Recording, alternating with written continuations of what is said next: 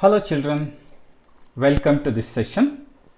This is NEET crash course, and in today's session we will discuss numerical problems based on system of particles, rotational motion and gravitation.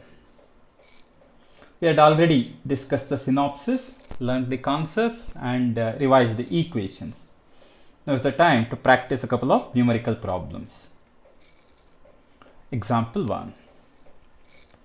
The moment of inertia of a solid cylinder of radius a, mass m and height h about an axis parallel to the axis of the cylinder and distant b from its center is.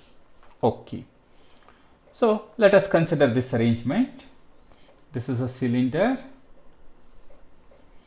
and this cylinder is of radius a and the axis is at a distance b. This is the axis of the cylinder about which the rotation happens. Now the total mass is m, and clearly we can use parallel axis theorem here to find out the moment of inertia about this axis. I dash we can call.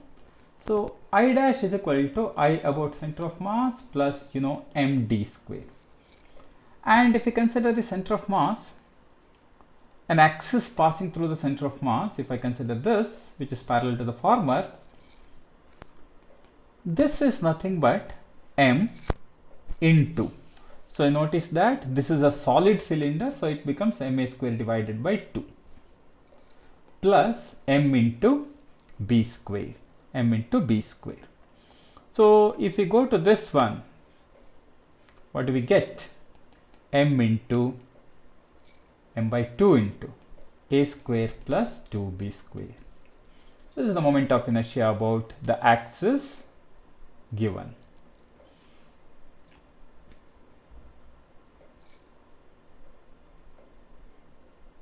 Example 2.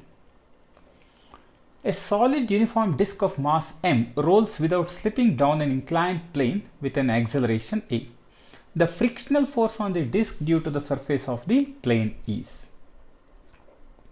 Okay. Now let us consider this disk which is rolling down the plane. You can notice that he says with an acceleration a. Now in the case of rotational motion, friction will exert a clockwise torque on it, as the torque due to mg and n will be 0, right? I'll show the construction. It's like this. This is the direction of n and this is the direction of mg. So about this particular point, the torque due to n is 0 while the torque due to mg is also 0. So torque due to friction is the only force which is present. And what is the torque? Torque is given by I alpha, and it is force due to friction into its radius. I'll call it as r. Suppose the radius is r. I, moment of inertia. It is a solid cylinder, so clearly mr square by 2. And linear acceleration and angular acceleration are related by alpha is equal to a by r. Thus the force of friction is equal to m. Notice that this r square, r etc. cancel, leaving ma divided by 2. So the force of friction is ma divided by 2. D is our correct choice.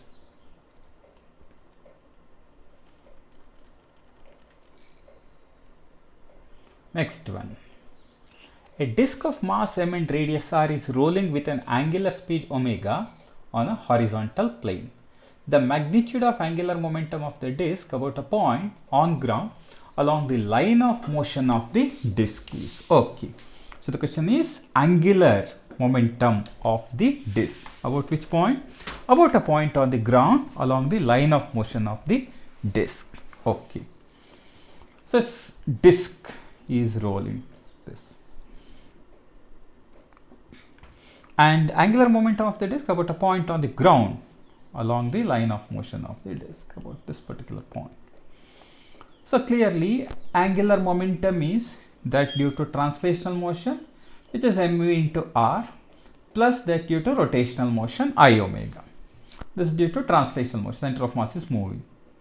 So m into v is equal to r omega into r. So I'm going to write this as r. So this radius becomes r.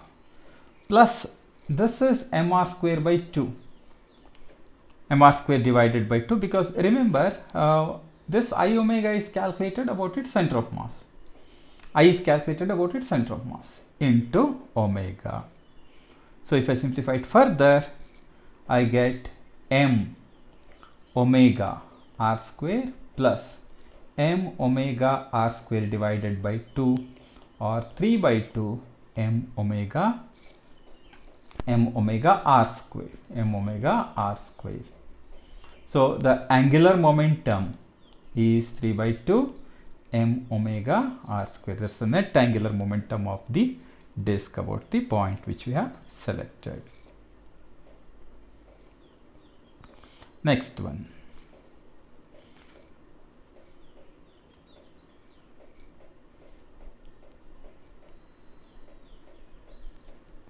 The center of a wheel rolling on a plane surface moves with a speed v0.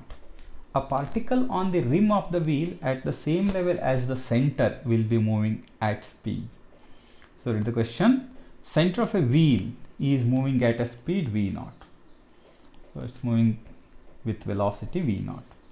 Particle on the rim of the wheel at the same level. So maybe this particle or this particle, any of the particles can be considered. Suppose I consider this is moving along this direction while the other is moving along this direction. That's right. And this is moving with velocity v0. This is moving with velocity v0. Therefore, the net velocity of any of these particles is root of v0 square plus v0 square, because there are two velocities which are perpendicular to each other. So this becomes simply v0 root 2. It is v0 root 2. So net velocity of the particle is v0 root 2. C is our correct choice.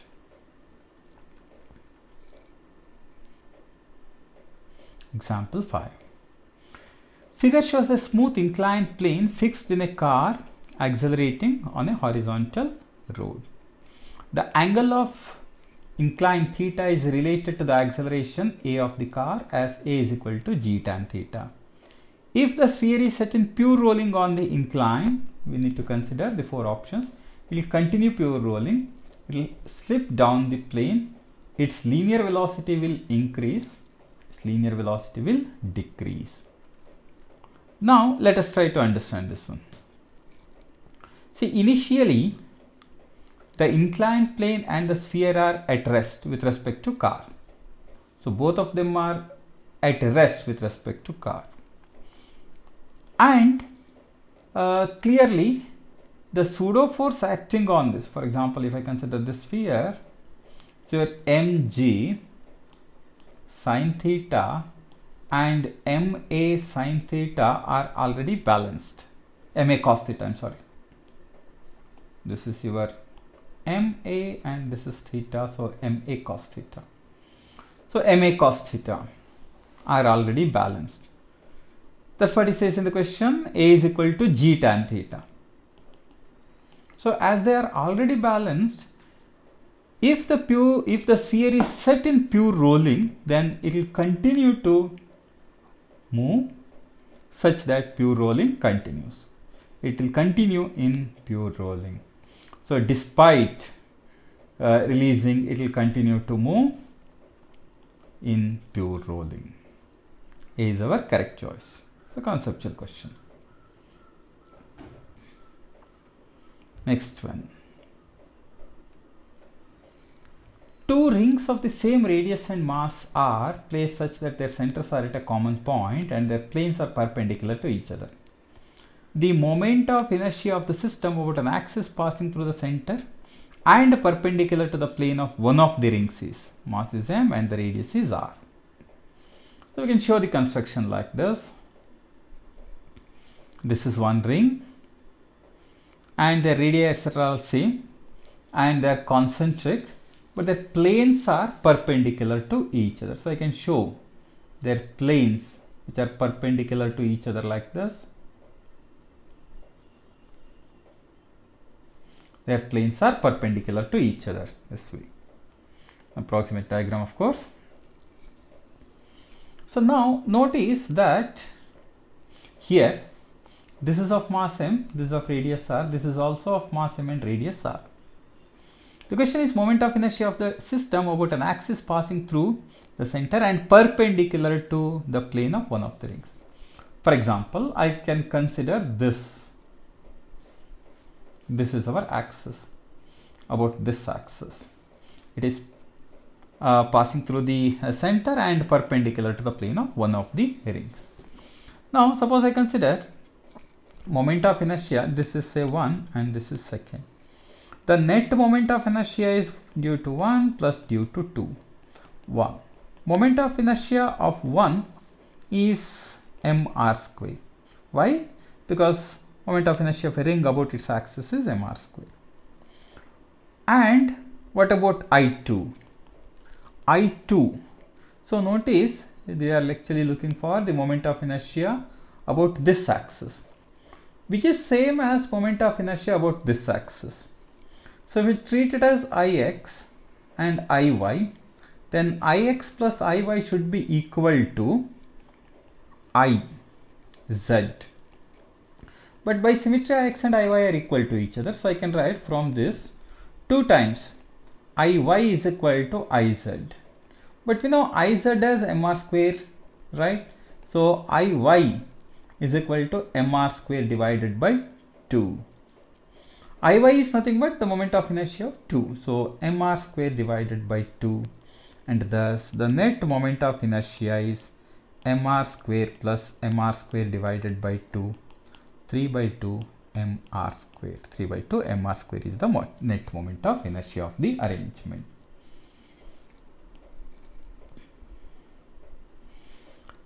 Next one. A uniform circular disc placed on a rough horizontal surface has initially a velocity v0 and an angular velocity omega naught as shown in the figure. The disc comes to rest after moving some distance in the direction, and v0 divided by r omega naught has to be found out. Okay, a good question. Notice that this is initially set into motion. This is the direction of v0. Why? This is the direction of omega naught. So as it moves, it experiences opposition, or say angular acceleration is in opposite direction, and thus it is a retarded motion. And let's assume that it comes to rest after some time t. So this velocity becomes 0 and this velocity also becomes 0. Both of them become 0. Now if the linear acceleration is a, we can write v is equal to u plus at. V is 0, u is v0 minus a into t. That gives us t is equal to v0 divided by a. This is for linear motion. While for angular motion I can write omega is equal to omega naught plus alpha t. Omega is 0, omega naught minus alpha t, and hence I have t is equal to omega naught divided by alpha. So I can write t is equal to v naught divided by a, which is equal to omega naught divided by alpha, or v naught is equal to a by alpha into omega naught. So we need to find the value of acceleration, linear and angular acceleration. But what is linear acceleration? Mu g. Force of friction is mu mg. Therefore linear acceleration is f divided by m, mu mg divided by m, mu g. And what about angular acceleration? Tau is equal to I alpha. Alpha is tau divided by I, and tau is mu mgr divided by mr square divided by 2. So I am going to write it mu mgr divided by mr square divided by 2, and this further reduces to v naught is equal to omega naught.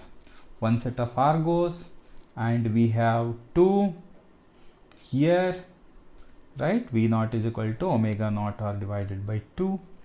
So what are we going to have? We are going to have V naught divided by omega naught r is equal to 1 by 2. So V naught by omega naught r is equal to 1 by 2 is our correct choice.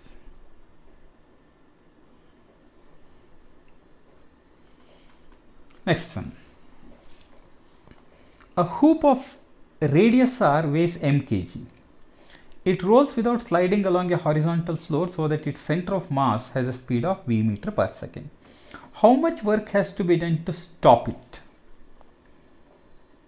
So the work done to stop. Work done is equal to change in kinetic energy. As the final kinetic energy becomes 0, I can say it is initial kinetic energy, which is half I omega square plus half mv square. This is because of rotational motion. This is because of translational motion. Half into mr square, right, into v square divided by r square plus half into mv square. So here r square cancel, half mv square plus half mv square. So the kinetic energy changes by a value mv square minus 0, of course, and therefore the work done is equal to mv square, which means that a work of mv square has to be done to bring it to a halt.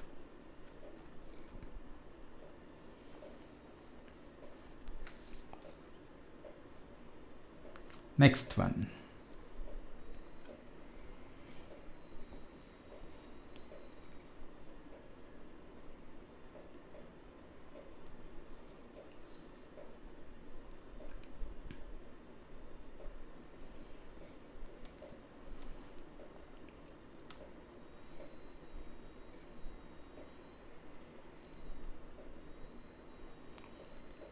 A homogeneous cylinder of mass m and radius r is pulled on a horizontal plane by a horizontal force F acting through its center of mass.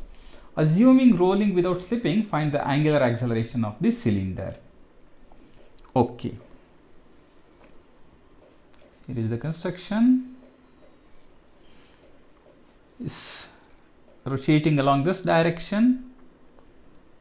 Horizontal force F is acting along this direction, and he says rolling without slipping and angular acceleration has to be found out. So as it is in pure rolling, you can write V is equal to R omega is equal to R alpha, or A minus R alpha should be 0. Now, which agency provides the torque here? As you can notice, the torque is provided by friction as well as force applied. Now, if I consider about this point, for example, I will consider instantaneous axis about O. That is the instantaneous axis. So now, about this axis, about O, if I consider the torque is provided by F. So F into R. So observe that force is here and this is the distance R. So F into R. That should be equal to I alpha. So Fr is equal to I, moment of inertia. So it's a cylinder of mass m. So moment of inertia about this point is nothing but parallel axis theorem tells me mr square by 2 plus mr square, that is 3 by 2 mr square. That is parallel axis theorem. So we have mr square 3 by 2 mr square into alpha. So alpha is equal to 2f divided by 3 mr. So alpha is 2f divided by 3 mr. Therefore the angular acceleration is 2f divided by 3 mr.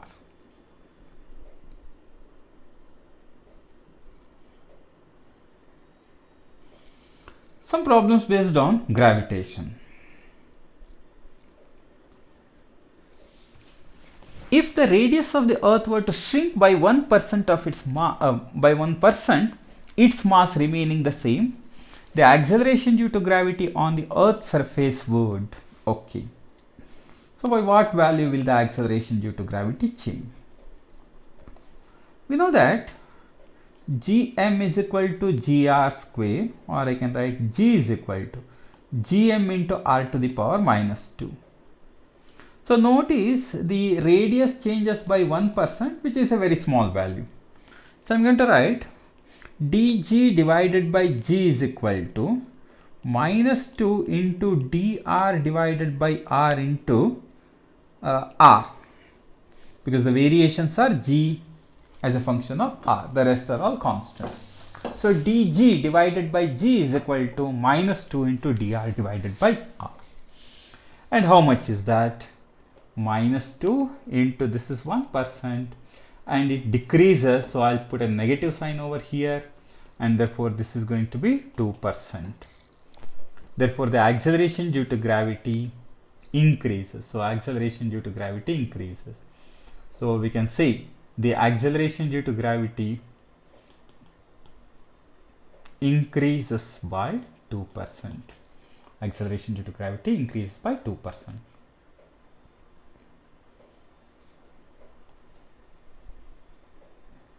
Example 11. Two stars of mass m1 and m2 are parts of a binary system. The radii of their orbits are r1 and r2 respectively, measured from the center of mass of the system. The magnitude of gravitational force m1 exerts on m2 is okay. So binary star system, and from the center of mass they are at distances. What distances? They are at distances r1 and r2. The magnitude of the gravitational force is okay.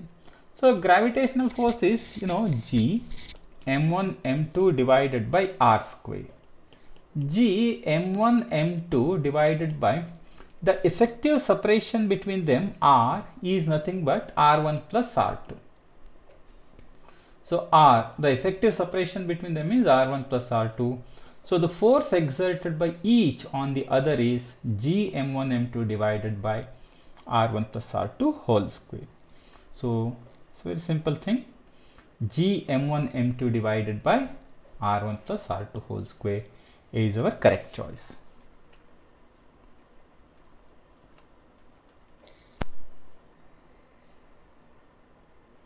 Next one. The speed of the Earth's rotation about its axis is omega. Speed increases to x times to make the effective acceleration due to gravity equal to 0 at the equator. Then x is okay.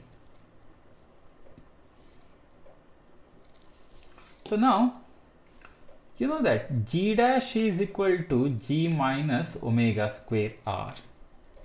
Now I want g dash to become 0. So if g dash becomes 0, then omega dash should be equal to root of g divided by r. And you can simplify it further, because you know that the value of g and the value of r can be related to each other, and thus the value of omega, which can be written in terms of 2 pi t, can be simplified, and you can show that it turns out to be 17 omega.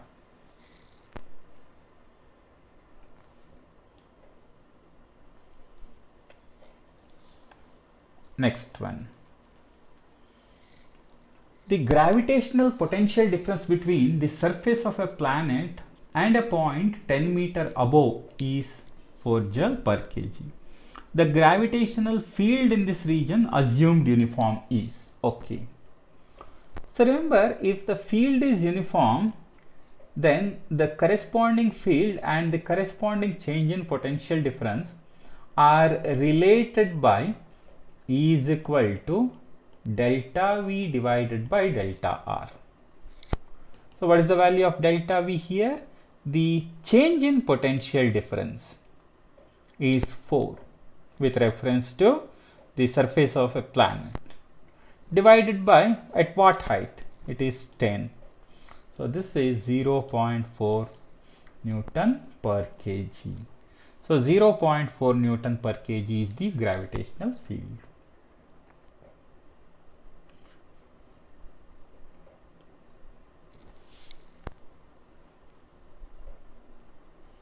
Example 14. A research satellite of mass 200 kg circles the Earth in an orbit of average radius 3r/2, where r is the radius of the Earth. Assuming the gravitational pull on a mass of 1 kg on the Earth's surface to be 10 Newton, the pull on the satellite will be. You know that the acceleration due to gravity gives us the measure of the weight. So gravitational pull is nothing but m into g dash. So I need to find the value of g dash. Now g dash is given by g divided by 1 plus h divided by r whole square, and it can be simplified using binomial approximation, but it can't be done here. That's because the given dimensions are not very small compared to radius of the Earth. So if I simplify it further, g divided by 1 plus what is that equal to? R plus h. H is the total value of r plus h is given, of course. So what I will do is I'll write as g, this is r plus h whole square into r square. So this becomes g r square divided by r plus h itself is given as 3/2 whole square. That becomes 4/9 times g. Therefore, the pull, which is weight, is m 200 into g dash. G dash is 4/9 times g, 200 into 4/9 into 10. That becomes 889 Newton. So the gravitational pull on the satellite is 889 Newton.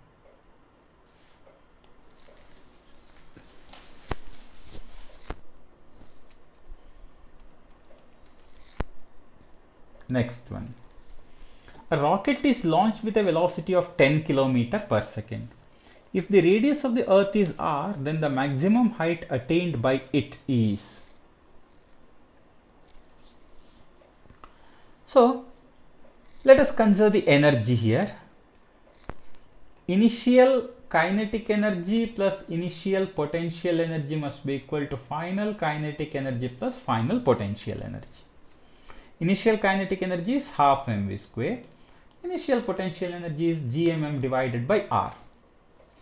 That should be equal to final kinetic energy 0, because maximum height corresponds to coming to rest, minus gmm divided by r plus h.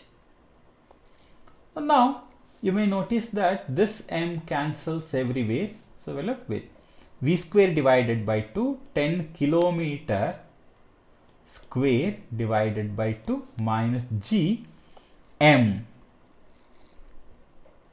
divided by r, radius of Earth is given as r, is equal to minus g m divided by r plus h.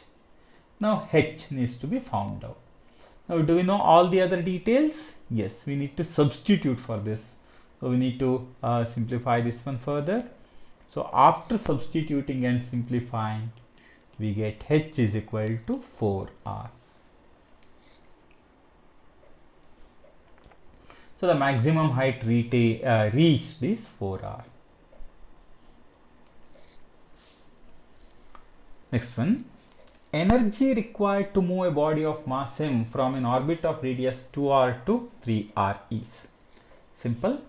Energy required to change from one orbit to another orbit is nothing but the final energy minus initial energy, and this is to be changed from an orbit of 2r to 3r. So minus g m divided by 2 times 3r minus g m divided by 2 times 2r. that gives us gmm divided by 6r. So the work done is equal to gmm divided by 6r.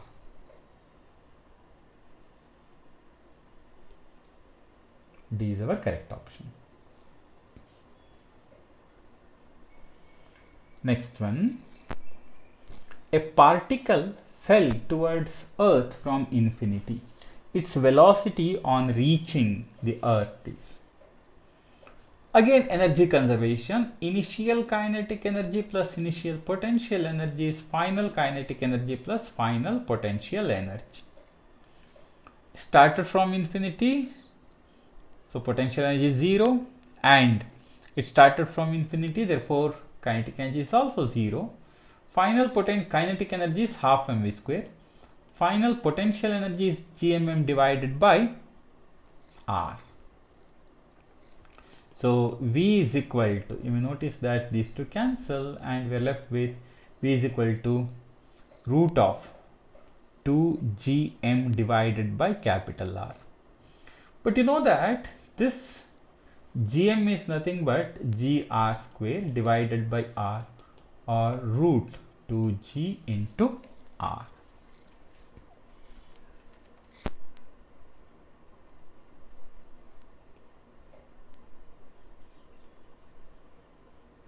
Next one.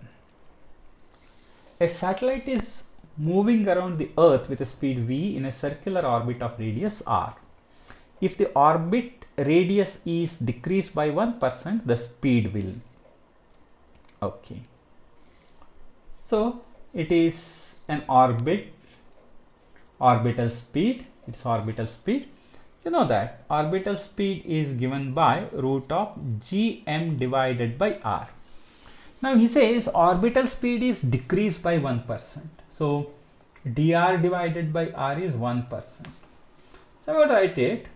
V0 is proportional to r to the power minus 1 by 2.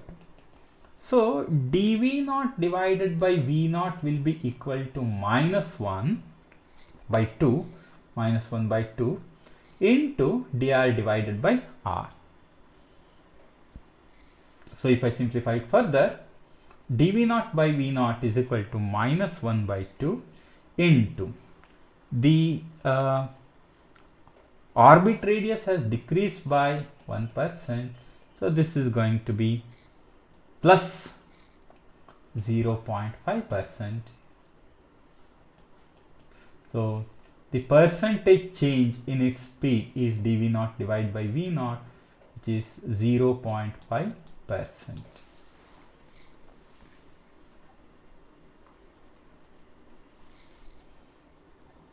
Next one.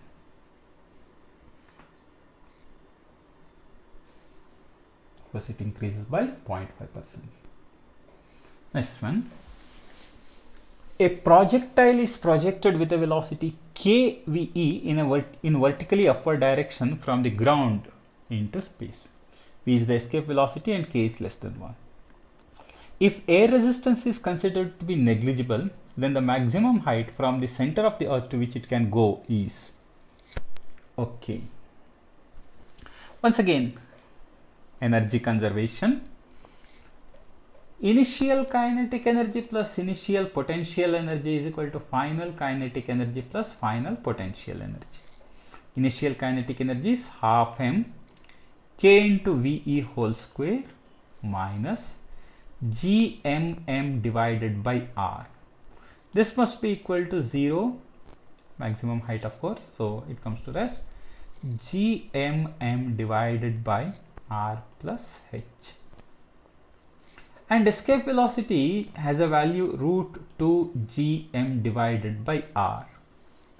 So let us substitute here. We get small m cancels everywhere, you may notice. So left with half k square, v square is 2 gm divided by r minus gm divided by r is equal to minus gm divided by r plus h. So upon simplification you get h is equal to r divided by 1 plus k square. So the maximum height up to which it can go is h is equal to r divided by k square plus 1, or say 1 plus k square. A is our correct option. Both A and C correspond to the same thing here. So r divided by k square plus 1, or say r divided by 1 plus k square correspond to the same thing here. Well, with that problem we have come to the end of this discussion. So please practice these problems one more time, go through the basic equations and try to understand the concepts in this chapter. Thank you very much.